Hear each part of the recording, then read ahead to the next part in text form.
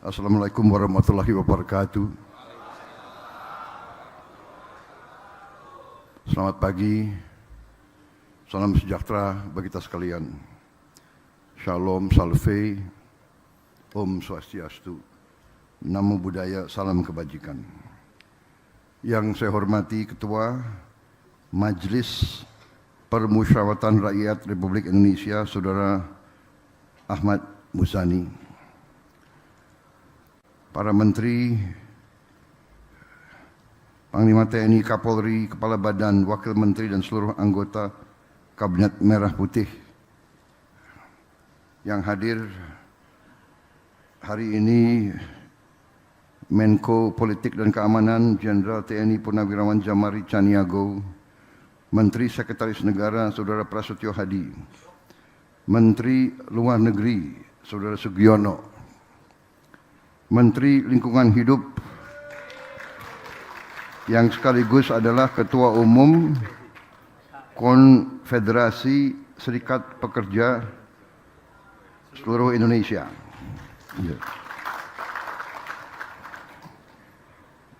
Kok nggak pakai kaos buruh? Oh, iya.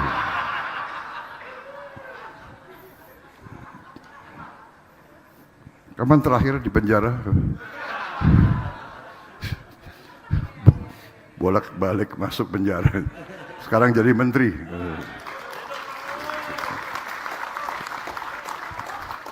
Kita nggak tahu. Satu saat dia di atas podium, kita nggak tahu. Menteri Ketenagakerjaan, Profesor Yasirli. Menteri Perlindungan Pekerja Migran Indonesia, Saudara Mukhtaruddin. Menteri Pertanian, Saudara Andi Amran Sulaiman. Menteri Pemberdayaan Perempuan dan Perlindungan Anak, Saudari Arifah Fauzi. Ini orang Jawa Timur kayaknya ya. Orang Nganjuk. Waduh, ini orang Nganjuk melahirkan tokoh-tokoh besar ini.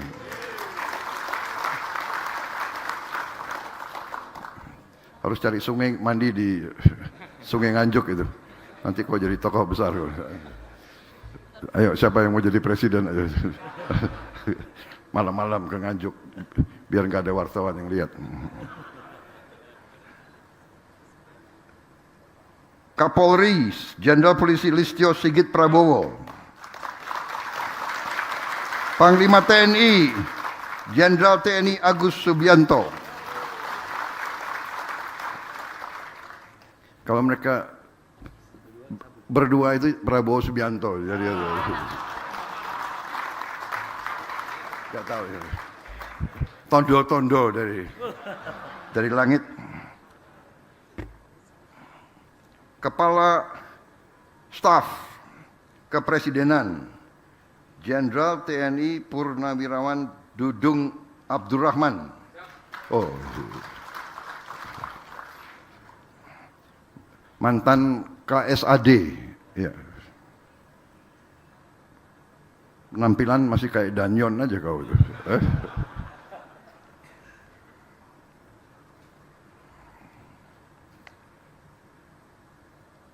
Kepala Badan Komunikasi Pemerintah, Saudara Muhammad Khodari. Kepala Badan Pengaturan BUMN sekaligus COO Danantara, Saudara Doni Oskaria. Ada? Oh, nggak hadir. Coba catat.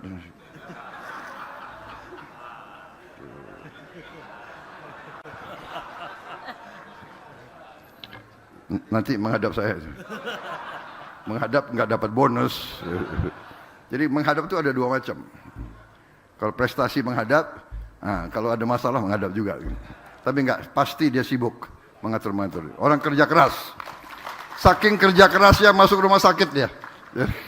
Berapa minggu di rumah sakit. Ini menteri-menteri saya banyak masuk rumah sakit. Karena kerjanya keras.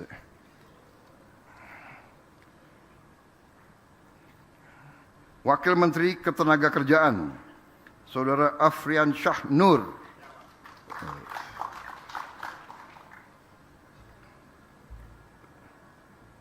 Datuk, apa gelarmu Datuk? Datuk Rajo Basar. Basar. Bukan Datuk Sri, belum ya. Gubernur Jawa Timur, Saudari Khofifah Indar Parawansa.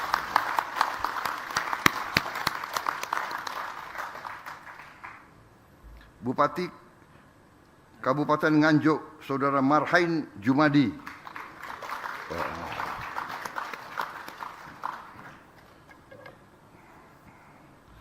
Para pimpinan Konfederasi Serikat Pekerja, Presiden Konfederasi Serikat Pekerja seluruh Indonesia, Saudara Andi Gani Nenawea.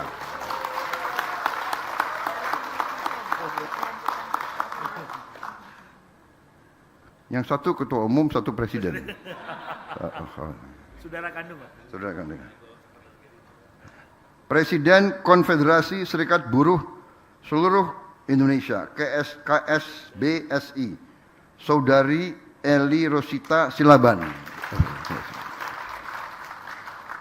Ketua Umum Konfederasi Persatuan Buruh Indonesia, Saudara Ilham Syah.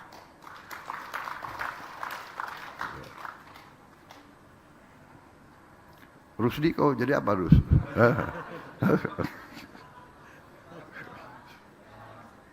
Yang saya hormati Dirut BPJS Kesehatan dan BPJS Ketenagakerjaan.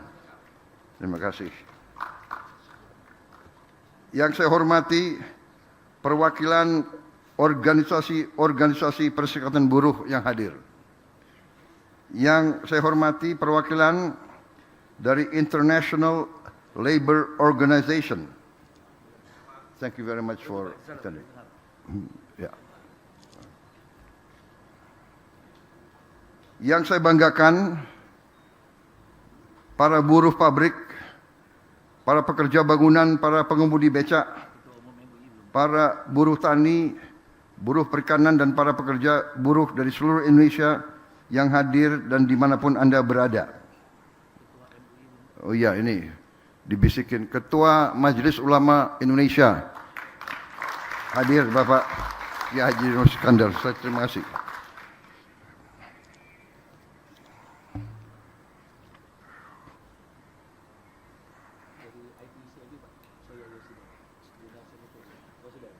General Secretary ITU UCIP Mr. Soya.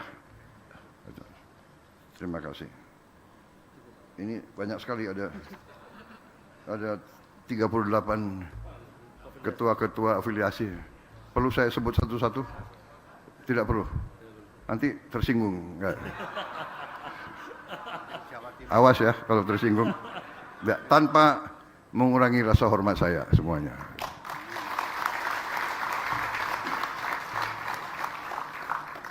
Saudara-saudara sekalian, sebagai insan yang bertakwa, marilah kita tidak henti-hentinya memanjatkan puji syukur kehadirat Allah Subhanahu wa taala, Tuhan Maha Besar, Tuhan Maha Kuasa yang memiliki sekalian alam. Hanya kepadanya lah kita berdoa dan hanya kepadanya lah kita meminta pertolongan. Kita bersyukur atas segala karunia, kebaikan, kesehatan dan kedamaian yang masih diberikan kepada kita sebagai bangsa dan sebagai manusia. Kita dapat berkumpul pada pagi hari ini di Kabupaten Nganjuk untuk melaksanakan peresmian sebuah museum yang didedikasikan untuk mengingat perjuangan buruh. Ini adalah, saya kira, mungkin peristiwa yang langka, mungkin di seluruh dunia ini, Pak. Belum pernah ada. Belum ada. Museum buruh belum ada. Museum belum ada. Baru ini di Indonesia. Luar biasa. Jadi rupanya mungkin di seluruh dunia baru sekarang ada museum buruh. Tapi tolong dicek, Pak. Mungkin pasti ada lah. Tapi kita, ini peristiwa langka. Saudara-saudara yang saya hormati dan saya banggakan, khususnya seluruh kaum buruh di seluruh tanah air. Saya kira museum ini didirikan sebagai lambang, sebagai simbol, dan sebagai tonggak peringatan untuk memperingati keberanian seorang pejuang muda, seorang pejuang perempuan yang berjuang untuk hak-hak kaum buruh.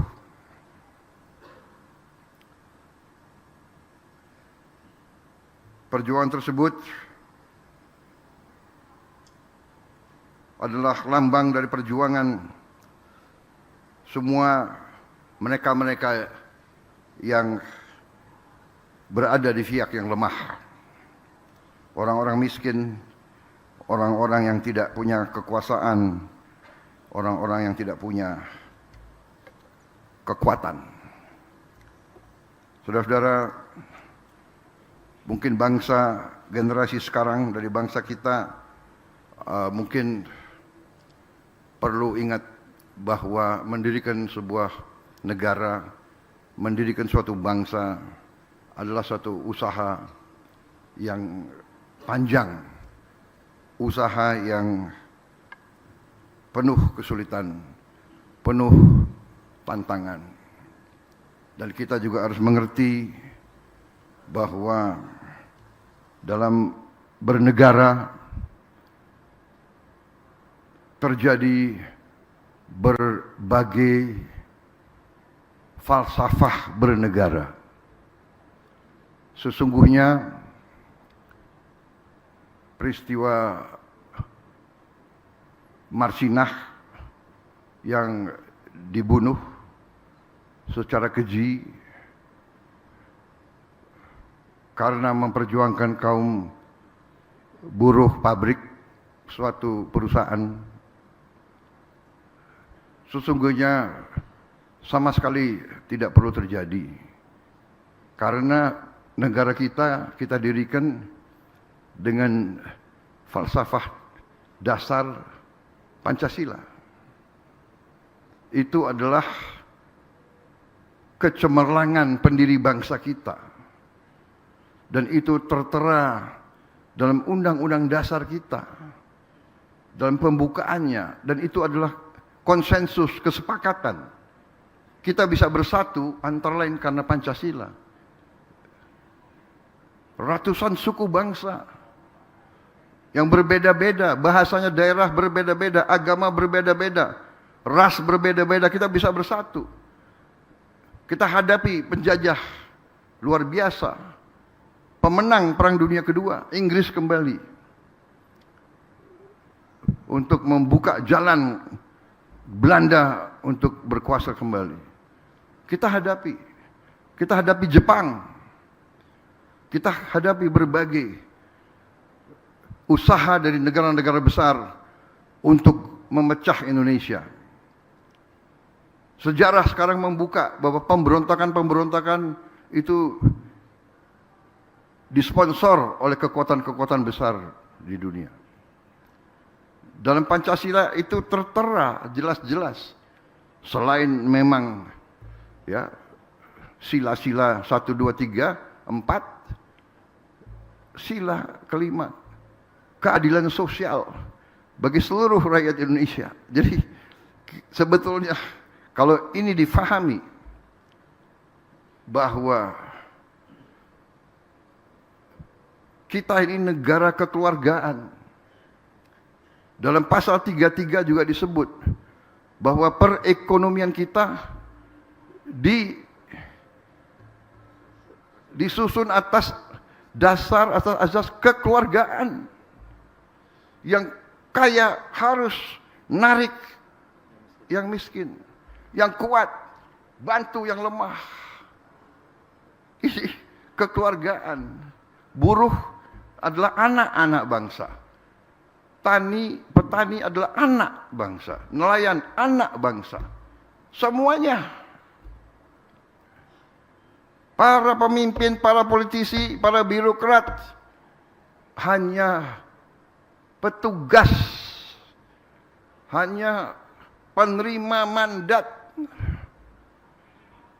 hanya mereka yang diberi kepercayaan untuk mimpin semuanya. Apalagi aparat, apalagi tentara dan polisi. Aparat, tentara, polisi, anak bangsa diseleksi, dibiayai, digaji oleh rakyat, diberi makan oleh rakyat, dibeli sepatu oleh rakyat, dibeli topi oleh rakyat, diberi pangkat oleh rakyat. Karena itu sebenarnya kalau dasar bernegara ini dipikirkan dan diresapi, tidak perlu. Dan alhamdulillah ini terjadi di masa lalu, kita perbaiki. Saya bersyukur saya mendapat kehormatan pada saat saya jadi presiden. Kawan-kawan buruh datang ke saya minta kenapa tidak ada pahlawan nasional dari buruh, dan saya kembalikan mana calon saudara-saudara.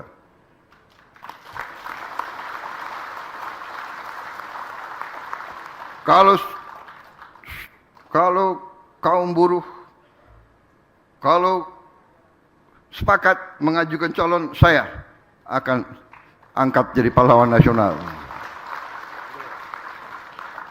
Dan mereka kembali ke saya, mereka satu suara, semua organisasi buruh sepakat Ibu Marsinah sebagai pahlawan nasional. Dan saya mendapat kehormatan untuk jadikan beliau sebagai pahlawan nasional.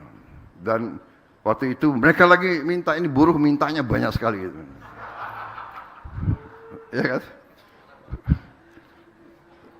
Pak, Bapak harus resmikan Museum Marsinah di Nganjuk. Baik, saya datang.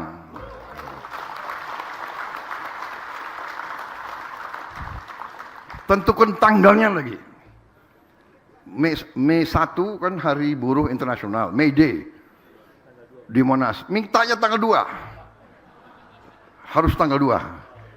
Aduh, saya tanya Mensesnek gimana acara, akhirnya dapat hari ini. Tanggal 16 Mei 2026. Tadi jam berapa saya sampai di sini? 8.30. 8.30. Hampir jam 9. Oh, sekarang jam 9 ya? Sekarang setengah 10. Oh, sekarang setengah 10. 9.30. Kita hitung-hitung dulu jamnya. Jadi 16 Mei itu kebetulan ulang tahun kakek saya, Pak Margono jadi semua.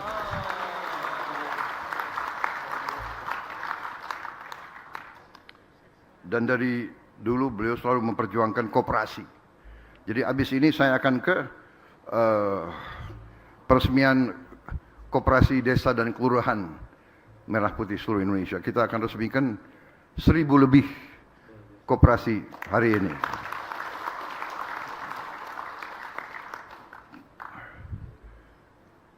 Kembali ke 16 Mei. Jadi 16, 1 sama 6, 7. Mei bulan 5, 7 tambah 5, 12. 1 sama 3, 1 sama 2, 1 sama 2, 3. Nah, 2026 itu 10. Iya kan? Jadi 3 tambah, jadi 13 jadinya. Memang kebetulan 13 itu salah satu angka kebaikan untuk saya, 13. Tapi tadi rencananya sebenarnya saya ke sini harusnya jam berapa? eh, pokoknya kalau bisa jumlahnya 8 gitu loh. Atau 3. Tidak. Yang penting saya datang memenuhi janji saya. Saya tadi saya melihat kamarnya beliau tidak dirubah. Saya lihat perjuangan beliau ya, dan saya prihatin dengan peristiwanya,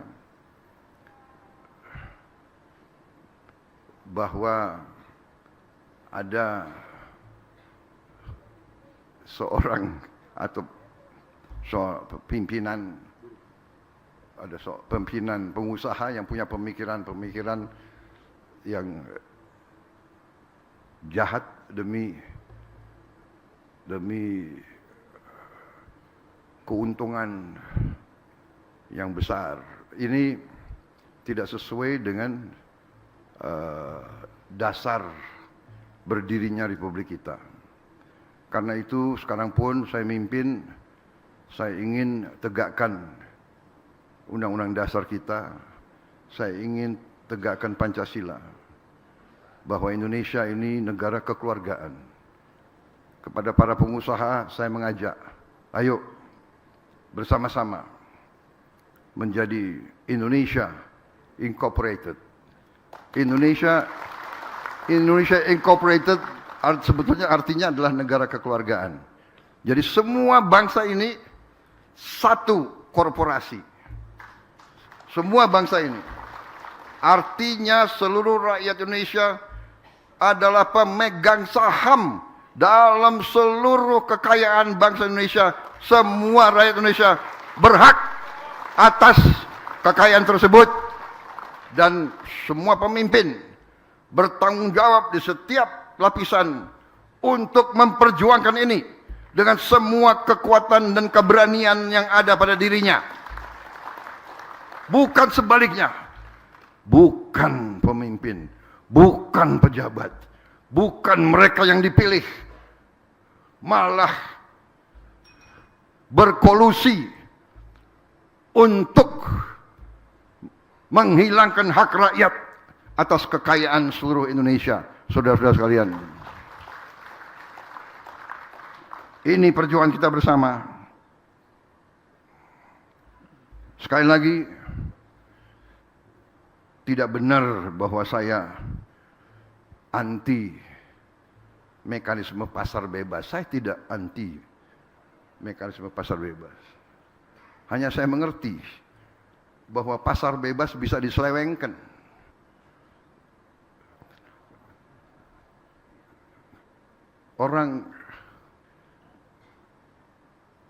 Orang miskin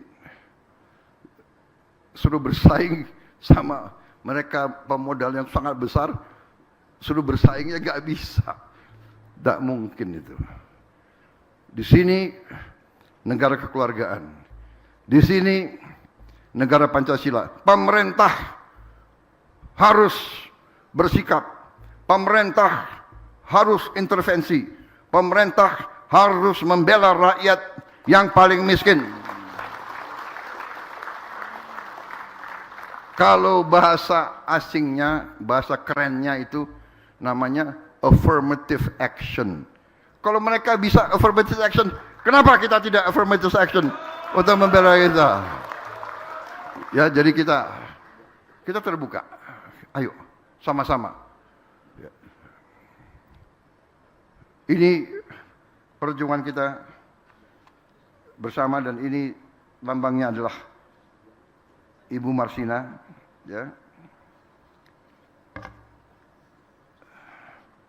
Dan akhirnya kita dapat sedikit langkah kecil untuk menegakkan keadilan. Menegakkan keadilan. Kita harus memperbaiki semua kondisi bangsa, dan kita tidak boleh tidak jujur kepada diri kita sendiri. Kita harus sadar kekurangan kita. Kita harus menjaga marwah lembaga-lembaga hukum. Hakim-hakim kita harus hakim yang adil dan baik dan bersih. Karena itu saya punya kehormatan, tahun lalu saya naikin gaji hakim. Hakim yang paling junior saya naikin hampir 300%, 280%. Dan sekarang di seluruh ASEAN kita diakui, hakim-hakim kita gajinya sudah lompat, sudah menyalip Malaysia. Hakim-hakim paling junior kita gajinya sudah 2 kali hakim-hakimnya Malaysia. Ketua Mahkamah Agung kita sudah menyalip take home pay dari Ketua Mahkamah Agung Singapura. Lumayan. Tapi kita terus harus memperbaiki. Ya. Kita terus harus memperbaiki. Para hakim kita, pengadilan kita adalah lembaga terakhir. Lembaga terakhir rakyat bisa menuntut keadilan. Terutama rakyat yang paling lemah. Karena itu, mari kita bersama-sama memperbaiki. Tetapi seluruh aparat lainnya juga harus memperbaiki diri. Kejaksaan, kepolisian, tentara harus koreksi diri, harus menghilangkan penyelewengan dan korupsi dari tubuh masing-masing. Saya ulangi, seluruh aparat harus memperbaiki diri, harus membersihkan diri, harus berani koreksi. Jangan justru aparat yang di belakang penyelewengan, aparat yang backing penyelewengan, aparat yang backing penyelundupan, backing narkoba, backing judi, backing illegal ini, illegal itu, illegal ini. Jangan sampai begitu, saudara-saudara.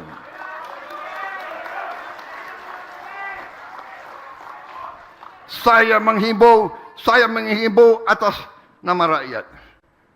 Jadilah tentara rakyat, jadilah polisi rakyat yang dicintai rakyat.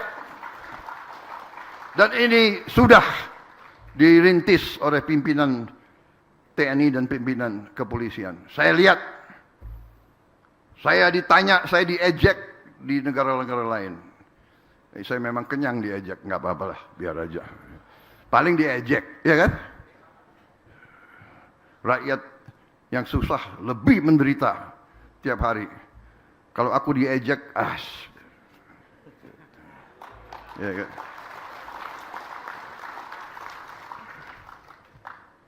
Saudara-saudara, mereka gimana kok polisi ngurus jagung? Kok tentara ngurus sawah? Ya inilah saya katakan TNI adalah tentara rakyat. Polisi kita harus jadi polisi rakyat. Dan ini yang sedang dirintis oleh pimpinan-pimpinan kepolisian sekarang. Saudara-saudara sekalian. Tapi harus terus kita koreksi diri. Saya geleng-geleng kepala, sedih saya. Bahwa tiap hari saya dapat laporan pejabat-pejabat yang nyeleweng. Saya sedih. Orang yang saya angkat, orang yang saya bina, orang yang saya kasih kehormatan, diberi jabatan yang penting, begitu dia menjabat, nyeleweng, nyuri uang rakyat. Bagaimana? Apa yang harus saya buat?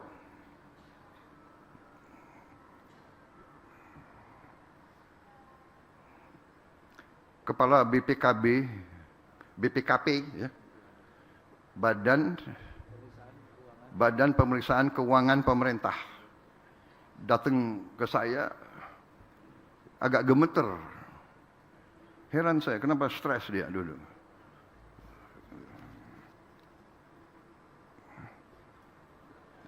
Pak, Karena yang dia laporkan diketahuilah bahwa itu beberapa orang itu dekat sama saya gitu. Jadi dia minta petunjuk apa boleh diteruskan nggak pemeriksaan.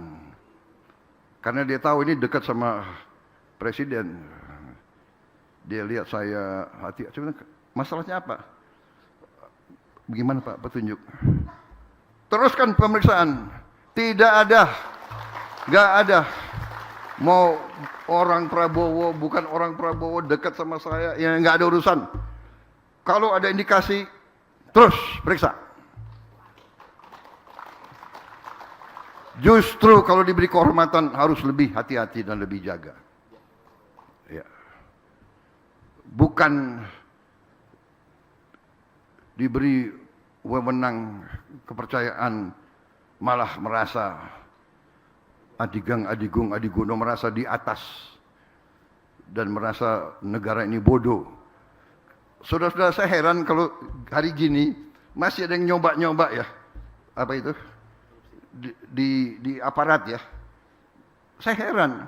Sekarang ada digital ya, ada macam-macam sekarang. Pasti ketahuan deh.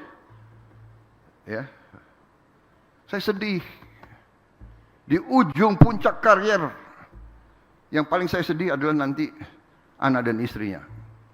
Tapi saya katakan jawaban saya kepada BPKP, Anda boleh tanya beliau, Pak Ateh, tanya beliau. Jadi bagaimana Pak? Teruskan. Tidak ada siapapun begitu menjabat jabatan negara, jabatan berarti tanggung jawabnya kepada negara dan rakyat. Sudah nggak ada lagi. Nggak ada. Saya sendiri katakan, mau partai saya sendiri, Gerindra, cek udah berapa yang diproses dan ditahan. Tidak.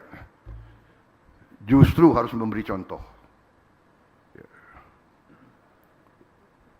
Apakah dia jenderal atau mantan jenderal? Harus memberi contoh.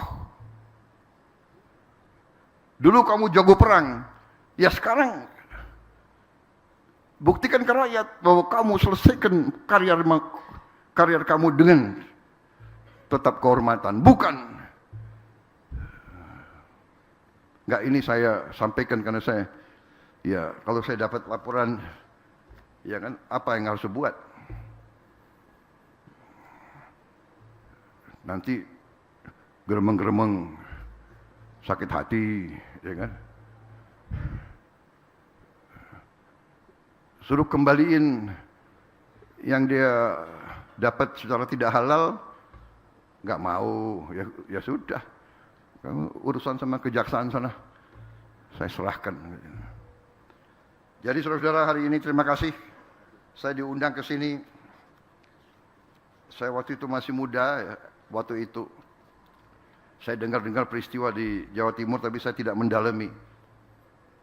Akhirnya hari ini saya baru sadar, baru paham, ya. Kolusi aparat dipakai oleh kapitalis-kapitalis tertentu, ya. Dan ini budaya ini tidak boleh kita teruskan juga.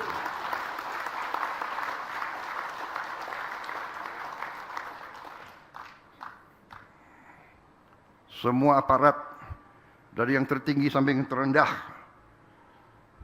harus mati untuk rakyat, bukan malah menindas rakyat.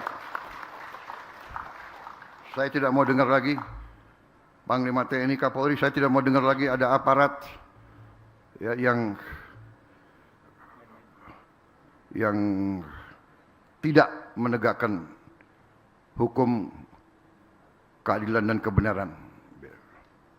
Tidak boleh backing macam-macam. Negara kita kaya, harus kita amankan kekayaan tersebut untuk sebesar-besarnya kemakmuran rakyat. Saya bertekad, saya percaya dan saya yakin dalam waktu yang tidak terlalu lama kita akan bangkit. Sekarang saja sudah terbukti.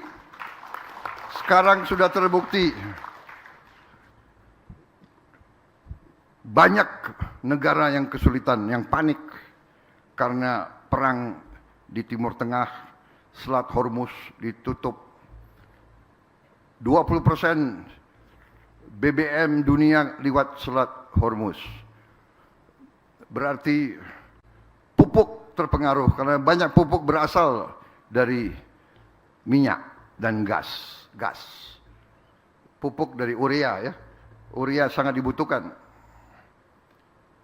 Sekarang saya dapat laporan dari Menteri Pertanian, banyak negara minta pupuk dari Indonesia. Kita tidak euforia, kita tidak sombong, tapi kita berada sekarang di pihak yang bisa memberi bantuan. Australia minta tolong kita, kita jual ke Australia 500 ribu ton urea ke Australia. Filipina juga minta ke kita. Kemudian India minta ke kita. Bangladesh minta ke kita. Ya. Brazil minta ke kita. Perintah saya bantu semua. Juga banyak negara sekarang mau beli beras dari kita. Saudara-saudara sekalian. Bayangkan kalau kita tidak swasembada, kalau kita tidak buru-buru beresin masalah pertanian. Terima kasih semua pihak. Untung kita punya Menteri Pertanian yang hebat. Karena dia memang anaknya petani. Emang dia mukanya aja hitam kayak gitu. Ya. Kalau nggak hitam saya curiga. Dia di sawah terus. Walaupun tiap saya telepon ada di sini, ada di situ. Nggak apa-apa. Ini menteri yang hebat. Terima kasih. Timnya juga hebat. Wakilnya juga hitam kayak dia. Gitu. Anak petani juga ngerti. Jadi nggak bisa dibohongi. Saya terima kasih Panglima TNI. Juga TNI turun membantu. Polri, saya terima kasih. Polisi juga luar biasa. Mendukung proses ini. Jagung, kemudian gudang-gudang, kemudian ratusan dapur MBG. Mungkin yang terbaik itu polisi sekarang yang terbersih. Ya. Memang ilmu pemimpin tuh kalau ada 2 anak buah, kita harus bikin bersaing. Gitu. Jadi kalau ada Panglima TNI, saya puji-puji polisi. Gitu. Nanti kalau ada Kapolri, saya puji-puji TNI. Jadi mereka keluar dari ruangan saya kan,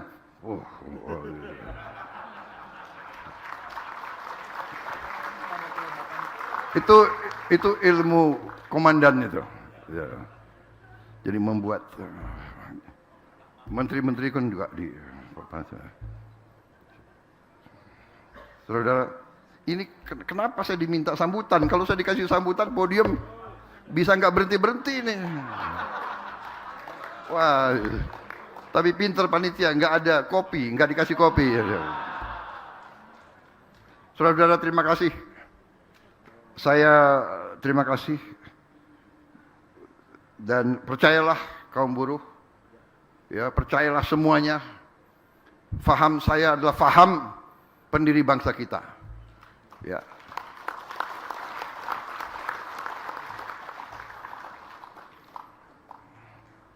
Jadi saudara-saudara, sebetulnya saya yang banyak belajar dari ajaran-ajaran yang Bung Karno. Jadi maaf, Bung Karno bukan milik satu partai. Bung Karno adalah milik seluruh bangsa Indonesia. Bung Karno, Bung Hatta, milik seluruh rakyat, semuanya. Syahrir semua. Jadi kita di situ kehebatan kita. Kalau kita mau hebat, kalau kita mau maju, ya. Jadi kita ambil kekuatan dari semua pihak. Itu dahsyat Indonesia itu. Makanya saudara-saudara, banyak kawasan sedang perang. Indonesia bebas aktif. 1000 kawan terlalu sedikit. satu lawan terlalu banyak. Kita hormati semua. Suatu saat saya terima Perdana Menteri Fiji di Istana Merdeka. Saya terima kunjungan resmi. Dia masuk ke kantor saya sesudah upacara, di depan wartawan dia keluar air mata. Dia bilang, "Yang mulia, saya selama saya jadi Perdana Menteri di Fiji, dia cukup lama dia jadi Perdana Menteri di Fiji. Saya belum pernah menerima penerimaan seperti ini. Saya sangat terharu. Kenapa? Karena negara saya sangat kecil. Negara dia hanya 1 juta orang. Tapi kita perlakukan sama dengan negara yang besar. Itulah Indonesia. Bahwa kita hormat. Ajaran kita, ajaran kiai-kiai kita, ajaran orang tua kita adalah hormat kepada orang tua. Hormat kepada guru. Hormat kepada tamu. Itu kan yang diajarkan kepada kita, yaitu itulah budaya Indonesia, kita hormat. Dan kita tidak mau ada musuh, makanya saya canangkan begitu saya jadi presiden. Politik luar negeri Indonesia adalah politik bebas aktif, non-blok, tidak akan, dan Indonesia ingin menjadi tetangga yang baik. We want to be the good neighbor, and our policy is the good neighbor policy. Jadi saya perbaiki hubungan sama Singapura. Perjanjian-perjanjian yang belasan tahun tidak diselesaikan, kita selesaikan. Dengan Vietnam kita selesaikan. Pak Jokowi, kita selesaikan semua. Sama Tiongkok kita perbaiki. Alhamdulillah sekarang di Natuna tidak sering terjadi ribut. Sama Malaysia saya berusaha. Insya Allah kita selesaikan dengan baik. Sama PNG kita baik. Sama Australia kita baik. Semua tetangga. Sama Thailand kita baik. Saudara-saudara, karena saya jalankan apa yang diberikan oleh pendiri-pendiri bangsa kita. Jadi saya yakin sekarang ada yang selalu entah apa, saya nggak mengerti. Sebentar-sebentar Indonesia akan kolaps, akan chaos, akan apa, ya kan? Rupiah begini, dolar begini, dolar. Orang rakyat di desa nggak pakai dolar kok, ya kan? Pangan aman, energi aman, ya. Banyak negara panik, Indonesia masih oke. Kita banyak yang diberikan yang kuasa. Tapi para unsur pimpinan yang harus setia kepada NKRI. Bukan rakyat pasti setia, nggak ada pilihan. Ini banyak unsur pimpinan teriak-teriak NKRI tapi nggak jelas. Begitu punya kekuasaan, tidak berpihak kepada bangsa sendiri, tidak berpihak kepada rakyat Indonesia. Saya kira itu dari saya, ya. Masih ada 2 lagi acara hari ini. Tapi terima kasih. Sekarang apa? Tanda tangan ya? Ya. Oh ya, saya tutup dulu ya, belum ditutup. Dan dengan mengucap Bismillahirrahmanirrahim. Pada pagi hari ini Sabtu 16 Mei 2026, saya Prabowo Subianto, Presiden Republik Indonesia, dengan ini meresmikan Museum Ibu Marsinah dan rumah singgah di Kabupaten Nganjuk, Provinsi Jawa Timur. Wassalamualaikum warahmatullahi wabarakatuh.